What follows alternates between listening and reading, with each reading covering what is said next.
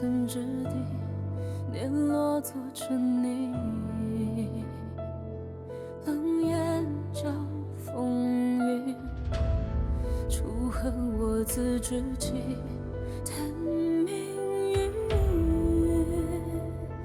只见众生如雨，黄沙淘尽，旧梦醒，迢迢剑如织，举中指，算如雨，步步险重影，纵使真剑气，一命破残局。举中旗，冷落雨，缓缓虚实境，天地作棋，红尘的乐趣，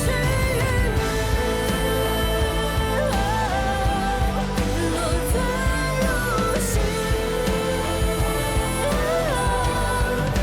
无悲凄凉，花尽小说里，放回最知情。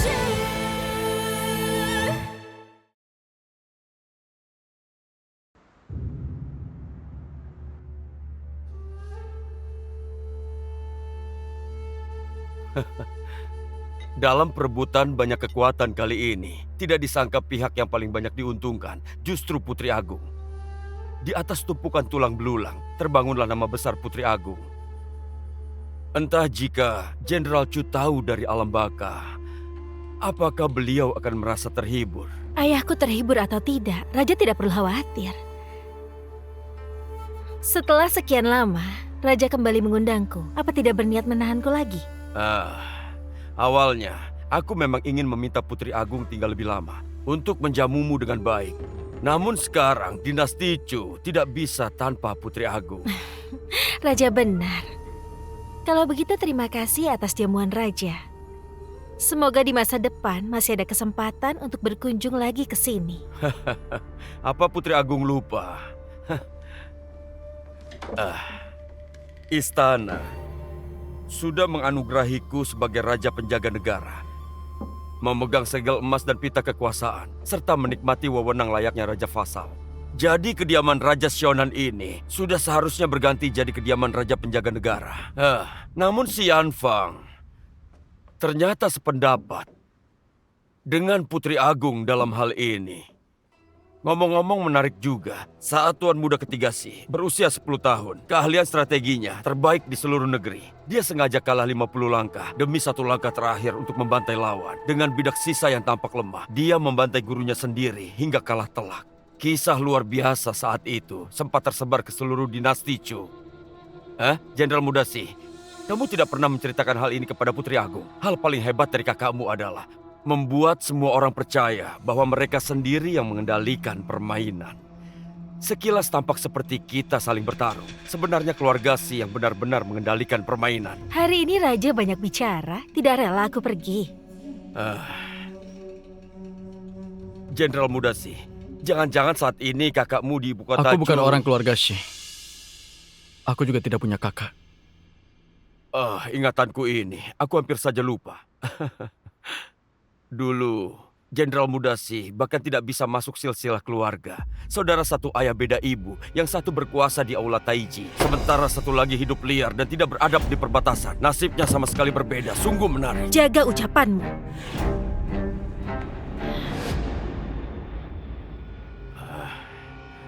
Putri Agung, jangan marah. Aku hanya penasaran. Sama-sama dari keluarga Si, kenapa kamu tidak pilih seseorang yang bisa memberimu bantuan lebih besar? Tanpa kerjasama kompak dari Tuan Muda ketiga Si, rencanamu tidak mungkin berhasil. Raja Penjaga Negara tidak perlu khawatir. Aku doakan Raja selalu sehat. Bagaimanapun, jika ingin besarkan lagi seorang penerus yang memenuhi harapan Raja, bukan perkara yang mudah. Jiu, mari kita pergi.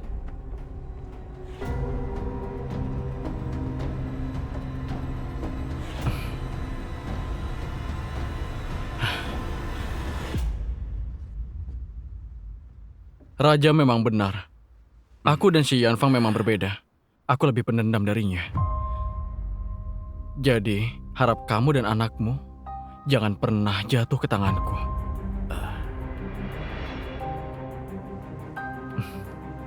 Ayo cepat, antar Putri Agung.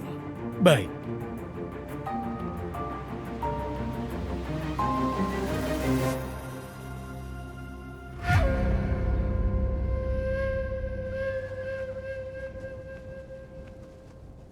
Apa kamu begitu yakin Raja Xiaonan akan tetap diam? Dia tidak berani bergerak. Setidaknya untuk sekarang. Tadi di kediaman Raja, kamu bilang Xi Yanfang pasti akan bergerak. Sepertinya kamu memahami semua orang. Bukan memahami, melainkan memperhitungkan. Sama halnya bermain catur, harus bisa perkirakan 10 langkah ke depan dari lawan. Aku hanya menghitung lebih jauh daripada orang lain. Ucapan dia benar. Apa? Xi Yanfang dan aku memang berbeda. Bagi dirimu,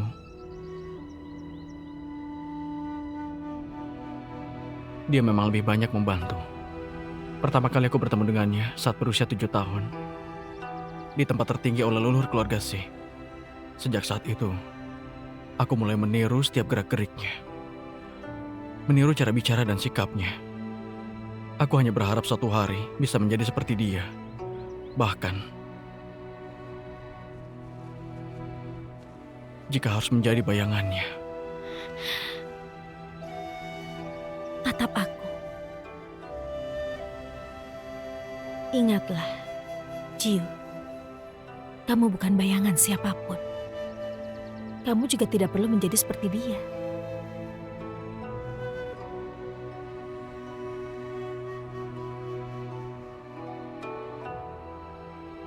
Tapi dulu kamu begitu memujinya. Kamu juga pernah begitu teguh mempercayai setiap keputusannya. Chao, aku tahu berkata seperti ini salah. Tapi aku sangat iri padanya. Bahkan, aku rela tetap menjadi bayangannya. Mungkin dengan begitu, aku bisa lebih banyak membantumu. Aku pernah bilang, kamu bukan bayangan siapapun. Kamu juga tidak perlu menjadi seperti dia. Entah itu Fujiu atau Xianlai. Kamu adalah dirimu sendiri. Aku sendiri.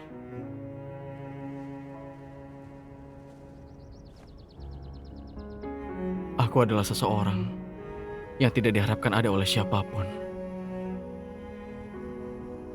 Termasuk orang tuaku.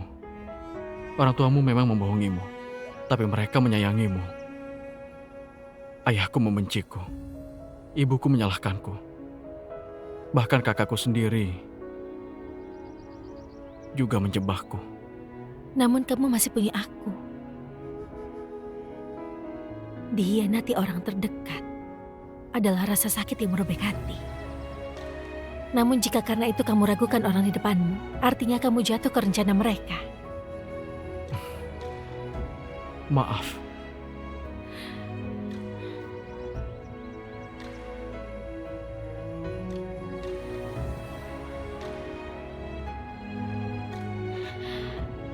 Mencintai tanpa saling curiga, hingga rambut memutih, tetap seperti pertama bertemu.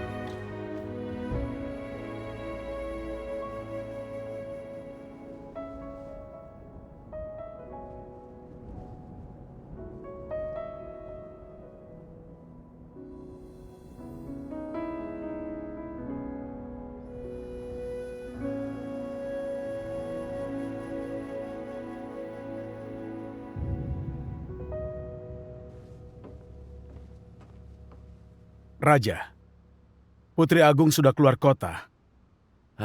Gadis itu lebih pandai menusuk titik lemah orang daripada ayahnya.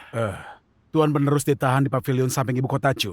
Namun Raja tenang saja, kami sudah mengirim orang untuk diam-diam menjaganya. Apakah Sun telah menyalahkanku? Tuan penerus pasti memahami kesulitan Raja saat ini. Anakku sejak kecil sudah pengertian. Dia paham prinsip anak hidup demi ayah dan ayah berjuang untuk anak. Menurutmu kenapa si Yanlai ini bisa rela menjadi pedang di tangan Cucau? Mungkinkah demi nama dan keuntungan?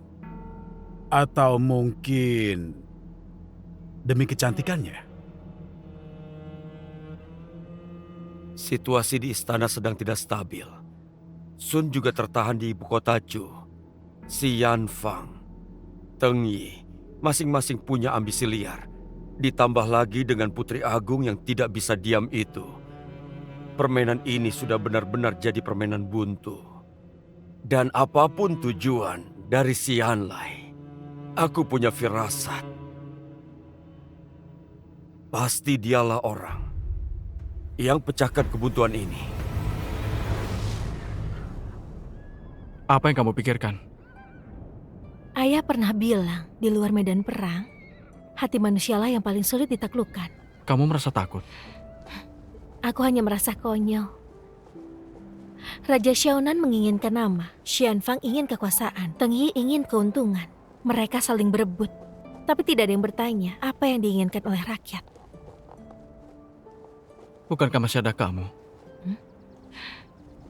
Chow, seperti ini lumayan bagus. Di pengadilan istana, masih ada kamu yang berjuang. Masih ada kamu yang memikirkan rakyat.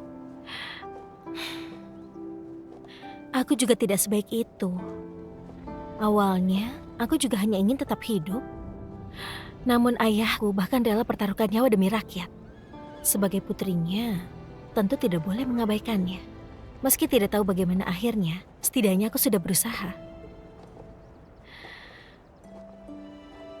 Jiu, ceritakan padaku tentang dirimu dan Xianfang.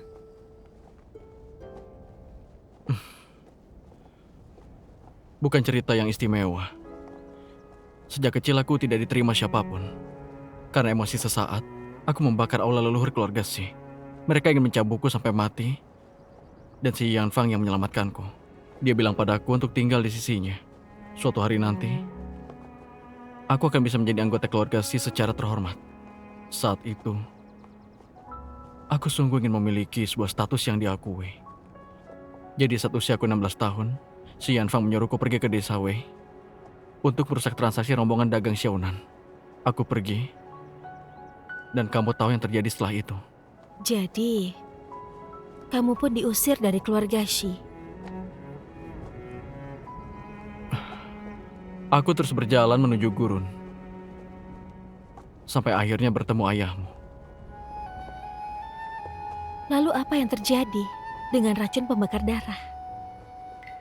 Itu diberikan si Yanfang padaku sebelum aku berangkat.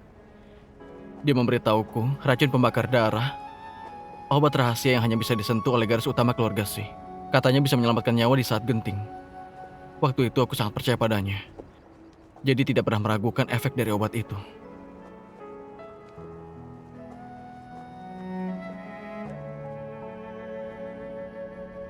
Si Yanfang tidak mengatakan yang sebenarnya padaku. Aku harus ke Kaoyang untuk menyelidikinya. Sekarang, Iya. Kamu kembali dulu ke ibu kota Chu. Setelah selesai menyelidiki, aku akan segera mencarimu.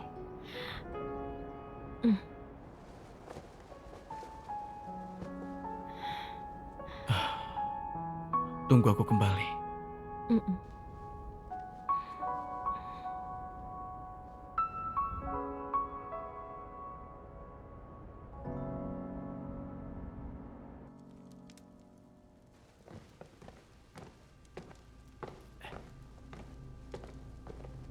Tuan, kereta dan kuda sudah siap. Kita bisa kembali kapan saja. Jangan terburu-buru. Putri Agung ini berhasil taklukkan musuh tanpa bertempur. Dia yang membuat pencapaian sebesar itu saja tidak buru-buru kembali. Untuk apa kita terburu-buru? Jadi maksud Tuan, Ya, tentu saja. Kita harus pergi memberi selamat kepada Putri Agung.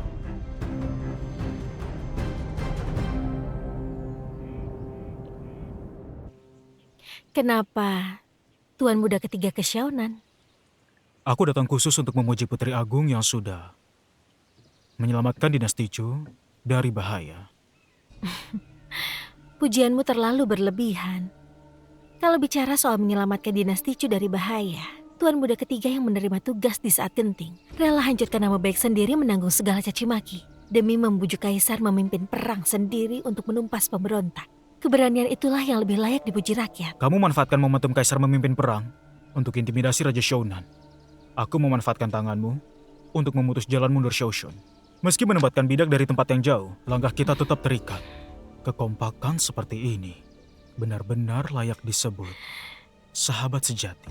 Aku tidak berani menerima sebutan itu. Bagaimanapun rencana awal Tuan Muda ketiga adalah mengorbankan keluarga Chu demi memaksa Xiaoshun mundur. Ucapan Putri Agung keliru. Kalau bicara soal pengorbanan, saat kamu nekat masuk ke kediaman Raja Shonan sendiri, kamu juga tidak memberiku sedikit pun kesempatan untuk menghentikanmu. Bukankah begitu justru bagus? Jalan kita berbeda tapi tujuannya sama. Pada akhirnya tetap mencapai hasil yang baik. Lagi pula Tuan Muda ketiga seharusnya sudah dapat yang diinginkan. Bagaimana kalau aku bantu Tuan Muda ketiga lagi? Aku akan tunda kepulanganku ke ibu kota Chu. Bagaimana? Jika Putri Agung kembali ke ibu kota Chu, aku tentu akan senang. Bagaimanapun di dunia ini yang bisa bermain strategi denganku tanpa kalah sedikit pun, hanya ada satu. Jika kamu tidak berada di ibu kota, bukankah akan terasa membosankan? Namun Putri Agung memang benar. Aku memang berutang budi pada Putri Agung. Hubungan Yu dan aku menjadi lebih dekat. Sebagai pamannya, hatiku juga merasa lega. Sudah pernah aku bilang pada Tuan Muda ketiga, ikatan darah keluarga tidak mudah diputuskan. Kali ini waktunya memang sudah tiba. Semua ini buah keberuntungan Tuan Muda ketiga sendiri. Tidak berani mengambil jasa. Entah kapan Tuan Muda ketiga berencana kembali ke ibu kota Chu. Xiaoshun membuat rakyat di sepanjang perjalanan hidup menderita. Sekarang juga sedang awal musim tanam. Aku tentu harus mewakili kaisar meninjau keadaan dan menenangkan hati rakyat. Dengan adanya Tuan Muda ketiga, semua tidak perlu dikhawatirkan. Berkat Putri Agung yang bantu atasi kesulitan rakyat. Kalau tidak, mana mungkin saat ini aku bisa duduk tenang di sini. Mungkin bahkan hutan cedar merah di depan mata ini sudah hangus oleh perang. Karena itu, aku menunggu di sini. Kugantikan arak dengan teh untuk mewakili seluruh rakyat bersulang untuk Putri Agung.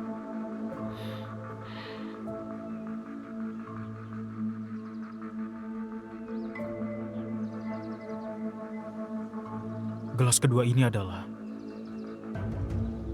permintaan maafku pada Putri Agung.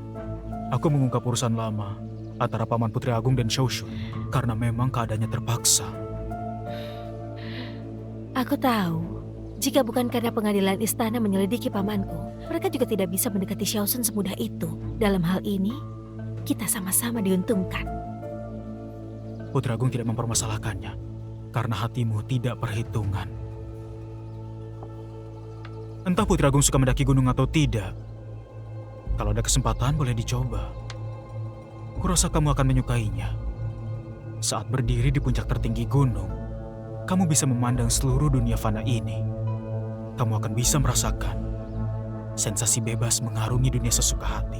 Yang diinginkan Tuan Muda ketiga itu berada di atas semua manusia, mengendalikan segala sesuatu dalam genggaman. Sejujurnya Putri Agung, saat aku tahu Raja Shonan mengerahkan pasukan memberontak, aku sangat senang. Aku sangat senang akhirnya punya kesempatan untuk menebus penyesalan ini. Hanya saja disayangkan, rencana itu terhenti karena aku. Kalau begitu untuk gelas berikutnya, apa aku harus minta maaf pada Tuan Muda ketiga? Putri Agung bertindak demi negara dan rakyat. Tidak ada yang salah. Putri Agung pun tidak perlu meminta maaf pada siapapun. Tuan Shi bisa berpikir demikian, aku pun menjadi tenang. Namun aku sangat penasaran, mengapa kamu rela mempertaruhkan nyawa? Kamu boleh saja tidak percaya padaku, tapi harus percaya pada tekadku untuk bantu Kaisar menumpas Raja Shonan. Kamu lebih memilih mati bersama Raja Shonan daripada diskusi denganku. Mungkinkah dalam pandanganmu, aku lebih menakutkan daripada Raja Shonan? Tuan Muda ketiga, kamu berjuang demi dirimu sendiri. Sedangkan aku berjuang demi diriku. Aku tidak ingin kacaukan rencana Tuan Muda ketiga. Lebih tidak bisa, Biarkan Tuan Muda Ketiga merencanakan segalanya untukku. Baiklah. Kita bertarung dengan cara masing-masing. Asal tujuannya sama. Itu juga bisa dianggap bertarung berdampingan. Bagaimana dengan Xianlai? Pernahkah Tuan Muda Ketiga berpikir bertarung berdampingan dengannya? Apa maksud dari ucapan Putri Agung? Aku asal bertanya saja. Aku hanya ingin tahu, di mata Tuan Muda Ketiga, bagaimana kamu memandang adikmu itu? Seperti kata Putri Agung, dia adalah adikku. Bagaimana mungkin aku mencelakainya? Lagi pula adik ke-9 sejak kecil tumbuh besar di sisiku. Aku paling memahami wataknya. Berhubung dia memilih ikut Putri Agung, maka dia tidak akan berpaling. Hanya saja pertanyaan Putri tadi, apakah Putri Agung tidak mempercayainya? Atau karena marganya juga Shi? Terima kasih untuk tehnya Tuan Muda Ketiga. Aku harus lanjutkan perjalanan. Yu masih menunggumu. Pulanglah lebih cepat.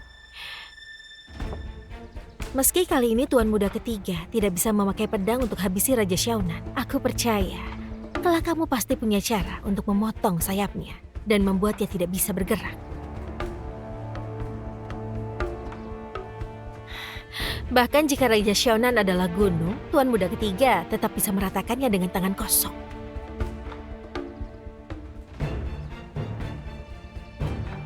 Benar. Aku bisa. Tunggu sebentar, Putri Agung.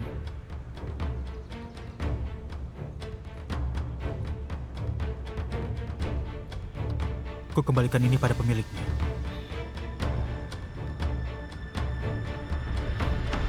Terima kasih Tuan Muda Ketiga sudah menjaganya untukku. Aku yang merasa terhormat sudah dipercaya. Tuci, antarlah Putri Agung. Baik.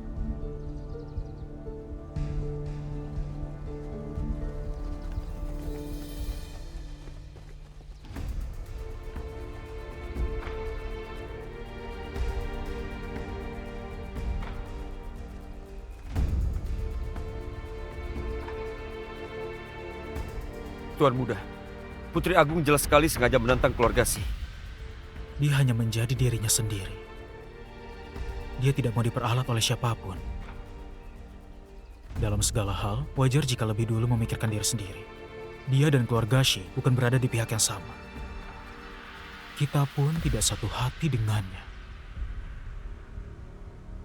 Kami hanyalah orang yang serupa. Kali ini pengawalnya sedikit. Lebih baik kita manfaatkan kesempatan Tuci. ini. Chu Chao adalah kakak yang diandalkan oleh Yu. Dia boleh mati di tangan siapapun, kecuali di tangan keluarga Shi. Aku mengerti. Lagi pula, ini bukan soal sulit atau tidak.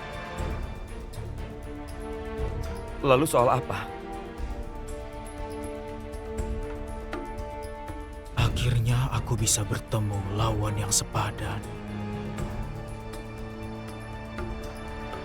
Mana mungkin aku tega.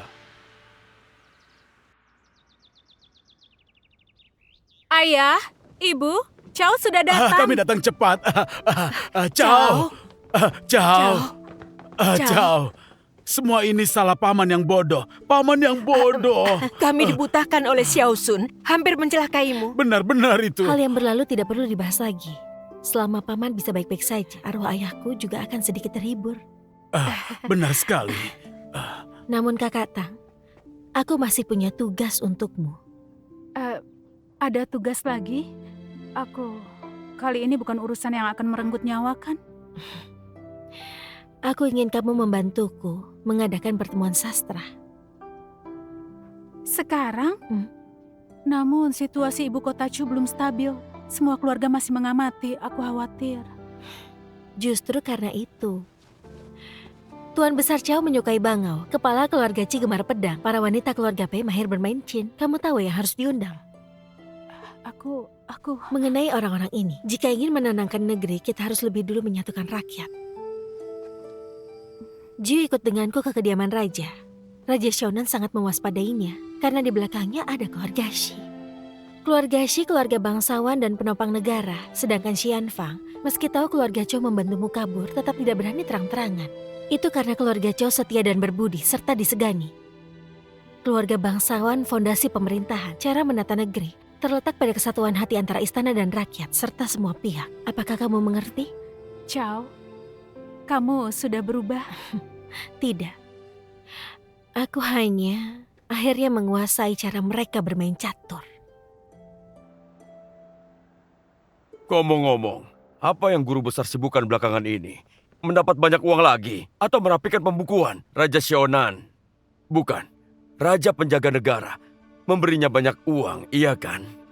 Jangan-jangan jabatannya sebagai guru besar ini juga diberikan oleh Raja Shonan. Kalau demikian, pengadilan istana yang sekarang pada akhirnya tetap milik Raja Shonan. Selama ada kaisar dan tuan muda ketiga sih, Teng Yi, jangan berharap untuk berkuasa sendiri. Hari ini putriku bangun lebih pagi daripada aku. Saat sarapan aku bahkan tidak melihatnya. Katanya dia pergi mengurus hal besar. Belakangan ini, para wanita sangat sibuk. Bukan hanya sibuk, mereka juga sangat boros. Jangan-jangan karena Putri Agung akan kembali. Reputasi Putri Agung saat ini sedang sangat besar. Kalau dia mau pulang, pengadilan istana harus mempersiapkan penyambutan dulu. Para wanita di keluargaku bahkan ramai ingin meneladani Putri Agung untuk keluar dari kediaman dalam. Sudah begitu lama, kenapa Kaisar belum datang juga? Kaisar jarang bermalas-malasan. Setelah tahun baru, usia beliau bertambah 1 tahun. Tapi dia malah malas-malasan. Kaisar bukan sedang bermalas-malasan.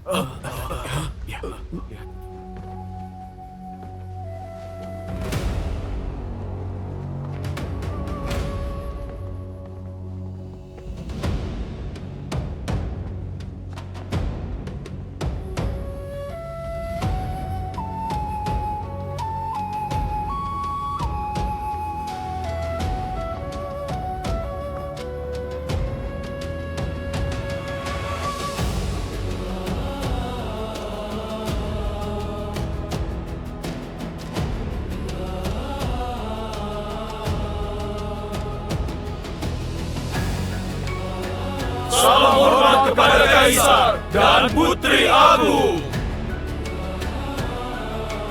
Pejabat sekalian bangunlah. Terima kasih, Kaisar. Aku sudah lama meninggalkan istana. Hari ini aku kembali, melihat pejabat masih bekerja keras demi negara. Aku sangat terhibur. Kali ini Putri Agung meredakan kekacauan karena Gurun Utara. Sangat berjasa bagi negara. Kami semua... Tuan terlalu berlebihan. Melindungi keluarga dan negara sudah jadi kewajibanku sebagai keturunan keluarga Chu. Hanya saja selama aku meninggalkan ibu kota, aku dengar cukup banyak fitnah dan komentar di istana. Hari ini, aku akan menjelaskannya langsung di hadapan pejabat sekalian. Semua yang kulakukan hanya demi membantu Kaisar. Demi kokohnya dinasti Chu. Saat Kaisar terdahulu menitipkan amanah, beliau sudah tahu bahwa aku bukan orang yang bisa dikurung di istana. Kelak, aku tidak mau lagi mendengar terkait omongan kosong haram mencampuri pemerintahan.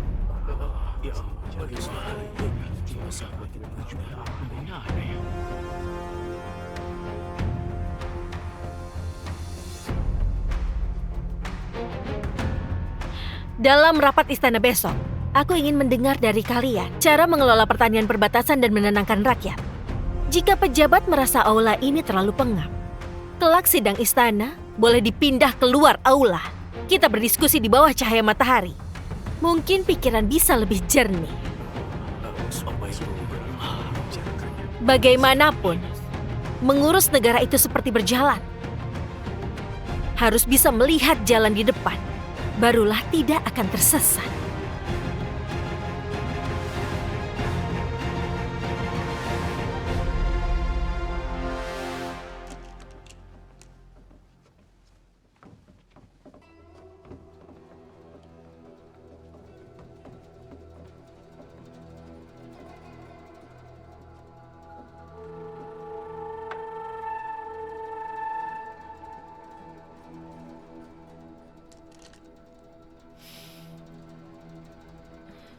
Kepulanganku kali ini terlalu mendadak.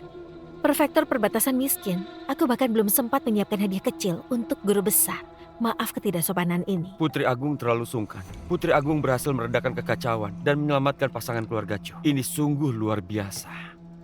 Bisa bertemu Putri Agung di sini dengan selamat, itu sudah menjadi hadiah terbesar. Terima kasih perhatian guru besar. Setelah kembali dari perjalanan, Putri Agung benar-benar sudah berbeda. Ucapan Putri Agung di aula tadi cukup untuk peringatkan semua orang.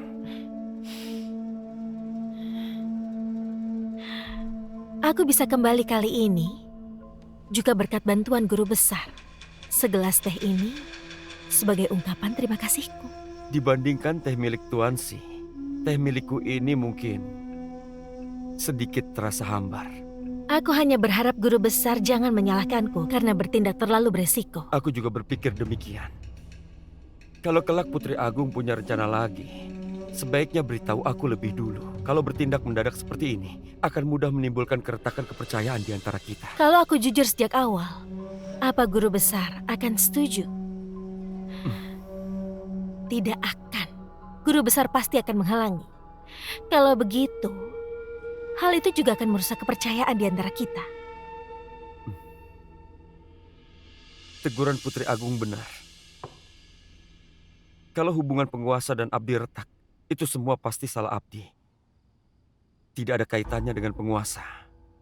Apakah belakangan ini guru besar perhatikan pergerakan di Xiaonan? Putri Agung bertanya tentang Xiaonan atau mengumpulkan prajurit keluarga Si di sekitar Xiaonan. Xiaonan sudah tidak perlu ditakuti. Hanya saja kita hanya fokus pada urusan Xiaonan dan Gurun Utara. Hingga tidak memperhatikan keluarga Shi yang diam-diam tempatkan banyak orang kepercayaannya. Menurut guru besar, apa tujuan keluarga Shi mengatur semua ini? Kita berdua tahu hal ini dengan jelas. Jika papan catur ini sudah miring, tentu harus ada orang yang meluruskannya. Jadi maksud Putri Agung adalah ingin aku menjadi orang yang meluruskan papan caturnya. Keseimbangan hanya bisa dijaga jika kekuatannya setara. Sekarang kuasa keluarga Shi terlalu kuat, tidak bisa diremehkan.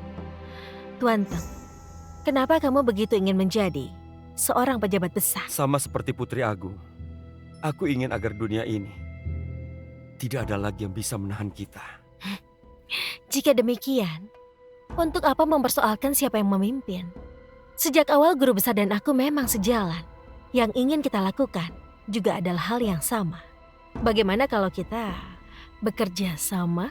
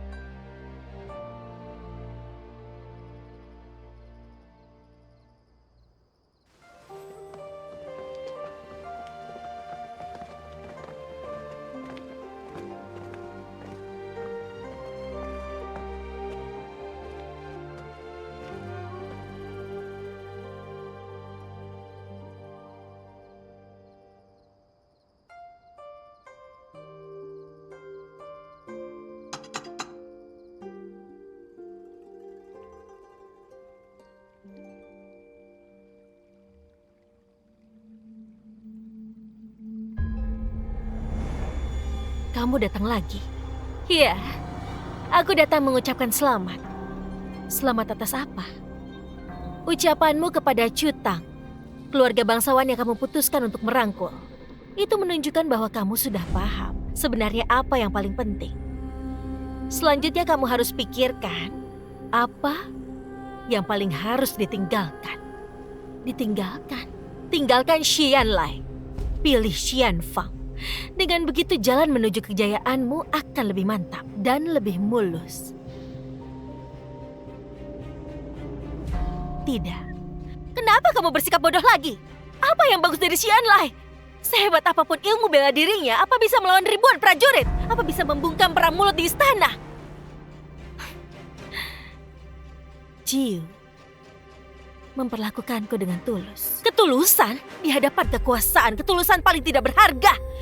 Xian Fang adalah pengendali sejati dari keluarga Shi. Merekrutnya lebih berguna daripada 10 Xian lain. Apa kamu masih belum paham?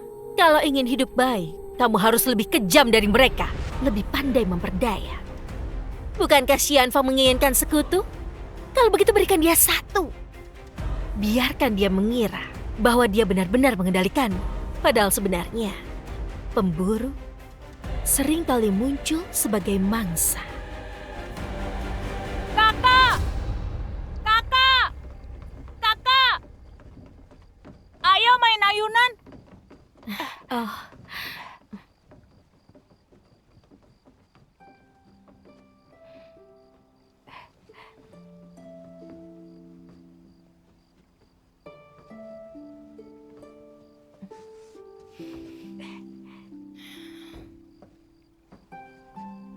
Kakak, ada apa denganmu? tidak apa-apa. Aku hanya sedikit merindukan ibuku. Sebenarnya, aku juga berharap ayah dan ibu masih hidup. Asalkan mereka masih hidup saja. Bahkan jika ayah tetap tidak menemaniku bermain, dan ibu selalu menegurku. Namun hidup di dunia, mana mungkin semua sesuai harapan. Sama seperti ibuku. Aku belum sempat bicara baik-baik dengannya. Bahkan belum sempat memanggilnya ibu. Dia sudah gugur di medan perang demi menyelamatkanku.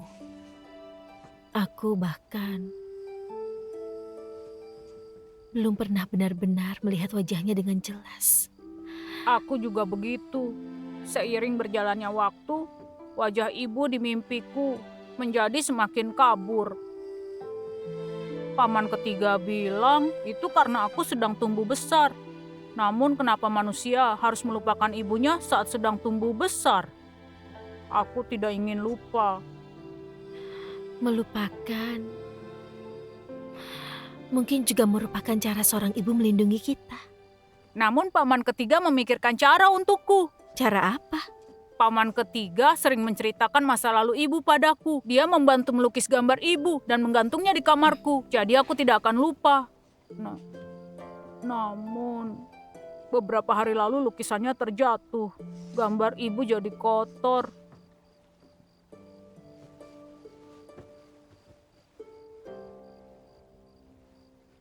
Tidak bisa mengingat wajahnya juga tidak masalah. Asalkan kamu mengingat kehangatan saat dia memelukmu. Rima yang pernah disenandungkan untukmu, ibundamu akan selalu di hatimu dan tidak akan terlupakan. Paman ketiga juga bilang begitu.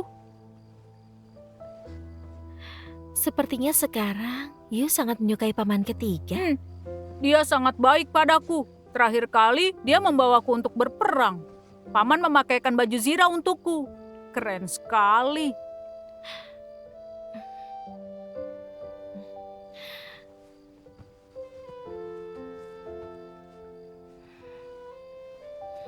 Kakak, mulai sekarang aku akan jadi keluargamu. Lebih dekat dari siapapun. Bagaimana? Baik. Tapi Yu, pertemuan dan perpisahan sulit ditebak.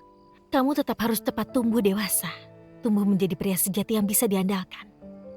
Dengan begitu, meski suatu hari nanti kakak tidak di sisimu lagi, kamu tetap bisa jadi sandaran bagi dirimu dan rakyat di seluruh negeri ini. Aku pasti bisa. Aku akan jadi setegar kakak. Aku akan jadi seorang kaisar yang baik.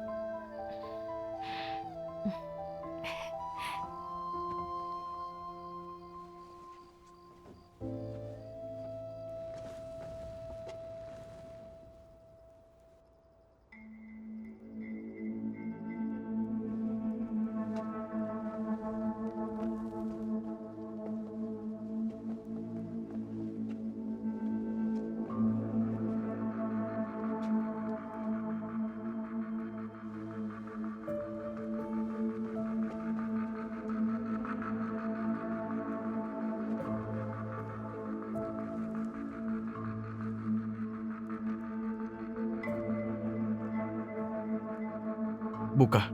Tuan Muda ke-9, Tuan Muda tidak boleh bertindak semena-mena begini. Kalau sampai kepala keluarga tahu, nyawaku mungkin tidak akan selamat. Kamu ingin menunggu sampai si Yan Fang tahu, baru kehilangan nyawa? Atau sekarang juga, aku mengantarmu ke akhirat?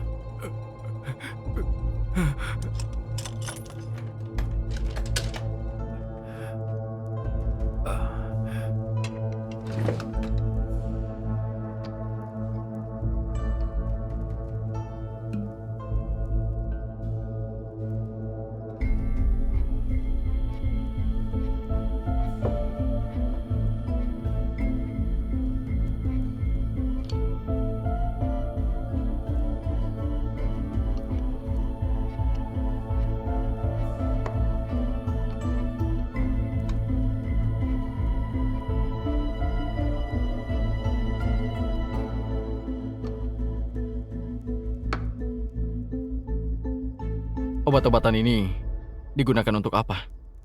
Menjawab Tuan Muda ke-9, ini adalah obat untuk mempertahankan nyawa. Menahan nyawa siapa? Ini, aku tidak tahu, Tuan.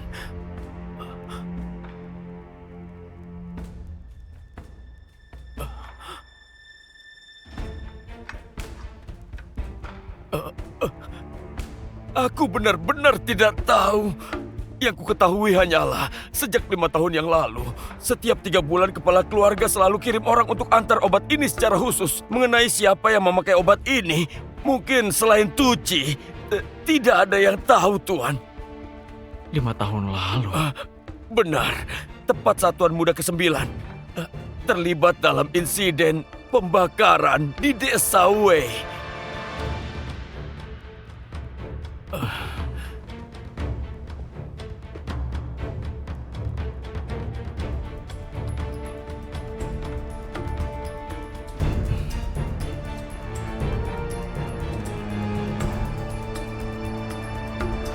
Xiang， 断肠苦事残烧，衔泥沼，偏要生云霄，摘下傲骨血肉成鞘。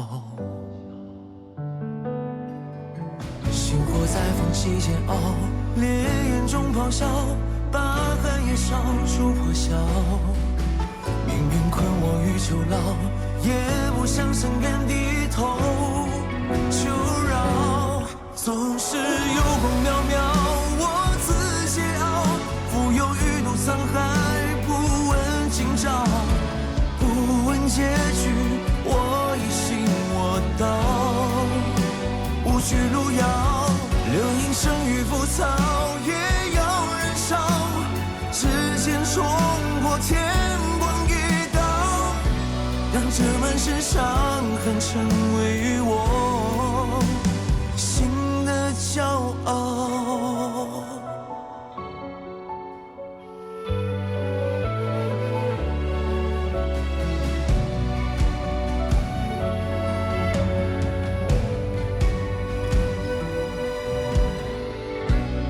宫阙九重暗角，只为与人笑。